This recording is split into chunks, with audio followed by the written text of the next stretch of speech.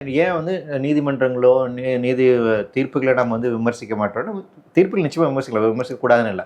ஆனா கன்டெம்ப்ட் பவர் வந்துட்டு இருக்கு இல்லைங்களா? ம். ஸோ அதுக்கு பயந்துட்டு தான் இங்க வந்து விமர்சனங்கள் அதிகமா வர்றதில்ல. அதுவே ஒரு சரியான ஒரு போக்கு இல்ல. ஆ. அது ஒரு ஃபேமஸான ஒரு ஸ்டேட்மெண்ட் ஒண்ணு இருக்கு. லார்ட் டென்னிங் சொல்லிட்டு நாங்க படிக்கிற காலத்துல படிச்ச ஒரு முக்கியமான ஜட்ஜ் வந்துட்டு, ம். 19th செஞ்சுரியில இருந்து ஒரு ஜட்ஜ் அவர் ஆக்சுவலா லார்ட் டென்னிங் சொல்லிட்டு ரொம்ப ஃபேமஸான பர்சனாலிட்டி.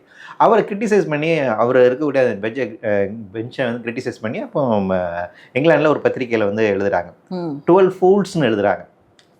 அந்த நீதிபதிகள் 12 பேர் சேர்ந்து அவங்க கொடுத்த தீர்ப்பு வந்து அது கிரிட்டிசைஸ் பண்ணி 12 ஓல்டு ஃபூல்ஸ் அப்படிங்கிறத வந்து எழுதுறாங்க. அப்போ அவர்கிட்ட வந்து கேட்குறாங்க, இதுக்கு நீங்கள் வந்து கண்டெம்ப்ட் எடுக்கணும் அப்படின்னு.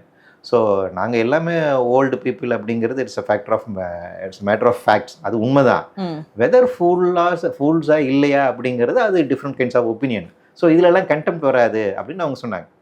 ஸோ நீதிபதிகள் அவங்களுடைய செயல்பாட்டின் மூலமாக அவங்க என்ன மாதிரி தீர்ப்புகள் வர்றாங்களோ அந்த விஷனரியாக அவங்களுடைய வேலையின் மூலமாக தான் அவங்களுடைய மெச்சூரிட்டியை இதை காமிச்சாங்க.